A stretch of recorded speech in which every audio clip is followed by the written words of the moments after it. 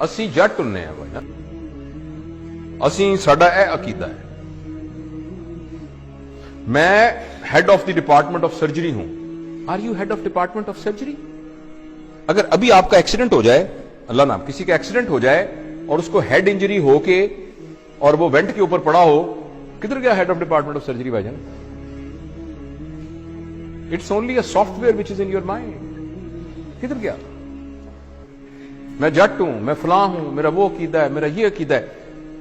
This is, गौर से सुनिएगा मेरा फिक्रा, considering yourself what you are not and then trying to protect it। मैं ward का प्रोफेसर हूं, you are actually not।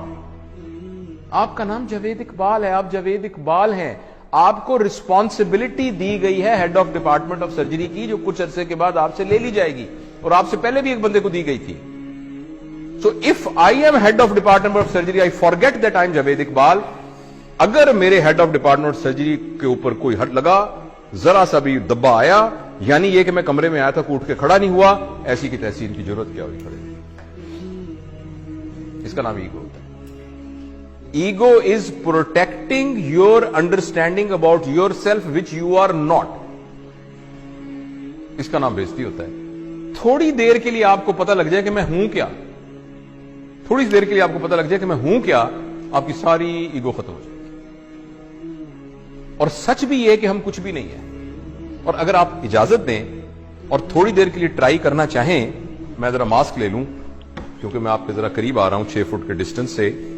अगर फर्ज करें मैं ऐसे मिसाल के तौर पे कह रहा हूं, आपको सिर्फ यह कहूं कि मुंह आपका बंद कर दूं और नाक भी बंद कर दूं,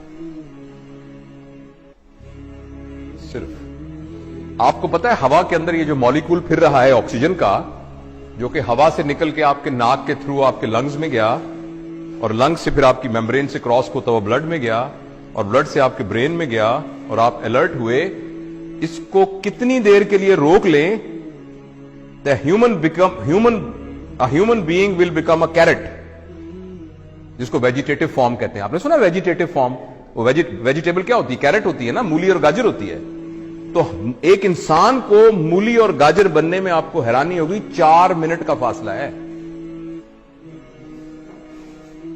उस 4 मिनट की रस्सी के ऊपर आप कह रहे हैं मैं बड़ी शाह भाई, मैं बड़ा बदमाश है इलाके का, मेरी भी कोई इज्जत है, मेरी भी कोई ताकत है। क्या इज्जत है आपकी? हैसियत क्या है? वही बात समझ रहे हैं आप? मैं आपको असहाबा के वाकयात में से एक वाकया सुनाता हूं। हाँ, सारे नीचे पड़े थे। अल्लाह ने तरबियत का एक निजाम बनाया हुआ है। नबी करीम सल्लल्लाहु अलैहि वसल्लम के जमाने के काफी जमाने के बाद, जब लोगों के पास पैसा वैसा आ गया था, थोड़ी हुई थी, तो एक जमाने के पता है उस्मान का जमाना था या अली का या बकर का रज़वानुल्लाह अलैहिम अजमईन, तो किसी बात पर एक सहाबी ने कहा मेरी भी कोई इज्जत है। तो एक सीनियर सहाबी पड़े थे, उन्होंने उनकी दाढ़ी पकड़ ली, कहने लगे तुमने क्या कहा? ये क्या कहा तुमने सुना नहीं? इज्जत तो अल्लाह और अल्लाह के नबी की, तुमने कैसे कह दिया? एक तुमने उसके हाथ काट कांप, वो तरबियत याफ्ता लोग थे, वो टांगे कांपनी शुरू हुई। उसने कहा मुझे माफ करो, ये कैसे मेरे दिल में क्या आ गया? और हम कह रहे हैं मेरी बेइज्जती हो गई क्योंकि मैं वार्ड का असिस्टेंट प्रोफेसर हूं। राइट? जो ट्रू लीडर होता है ना, ट्रू लीडर, वो अपने आप को फॉल्स आइडेंटिफिकेशन से बचा के रखता है। वो ये कहता है कि मैं यहां का लीडर हूं, मेरी रिस्पॉन्सिबिलिटी में ये आया है, मैं ये नहीं हूं। जो सही लीडर, तो उसके अंदर ईगो नहीं होती। जब ईगो नहीं होती तो बेइज्जती नहीं होती। तो मैं अगर कोई भी उठ के खड़ा नहीं हो रहा, मैं तो अपने आप को समझ नहीं रहा इस काबिल के मेरे लिए कोई खड़ा हो, तो मैं तो महसूस भी नहीं करूंगा इस बात को, अगर मैं ये समझ रहा हूं। और अगर मैं ये समझ रहा हूं कि नहीं मेरी एक हैसियत थी, उठ के लोग खड़े हुए, तो मेरी बड़ी बेइज्जती हो जाएगी। और इस बात पर कि आप उठ के खड़े नहीं हुए, हो सकता है मैं नहीं वर्कशॉप लेता, फिर तो बैच ही बड़ा अजीब है जी, उठ के खड़ा ही नहीं हुआ। ऐसा ये डिपेंड